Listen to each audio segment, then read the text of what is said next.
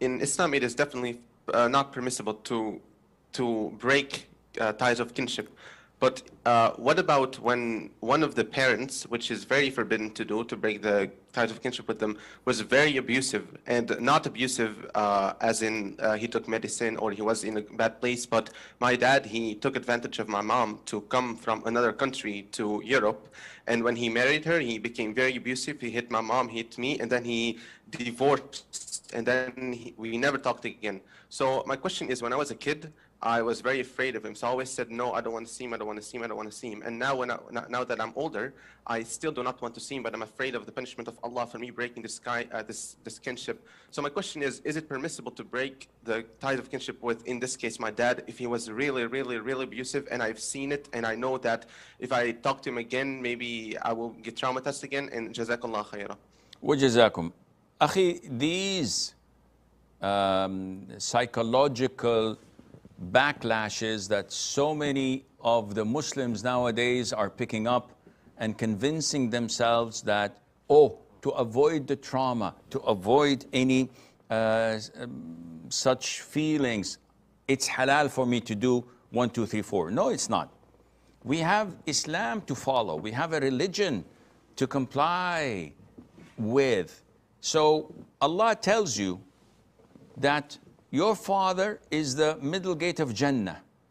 You won't be able to enter Jannah without being dutiful to your father, being obedient, being respectful, regardless of his past.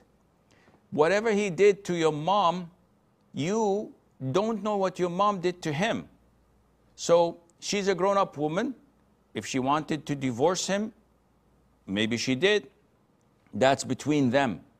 If she didn't divorce him, then she knows how to behave. She's an adult.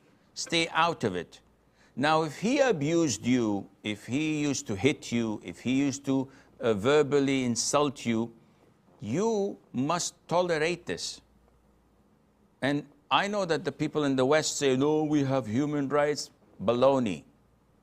Big baloney. Why? Because they themselves, they don't use the same measuring tool.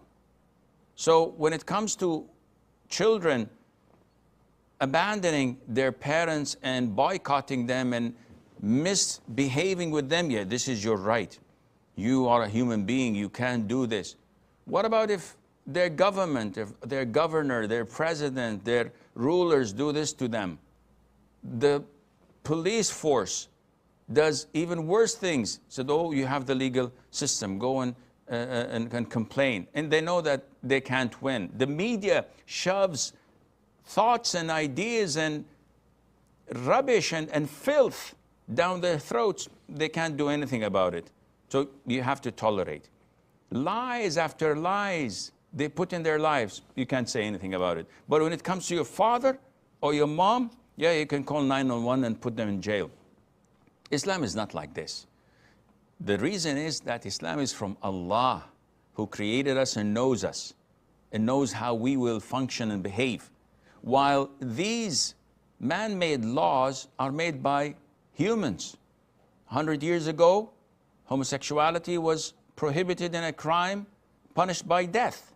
Now, you talk against it, we'll put you in jail. And probably 20 years' time, if you don't become gay or homosexual, we'll put you in jail. A'udhu billah. What kind of nonsense is this? So you have no choice. He's your father.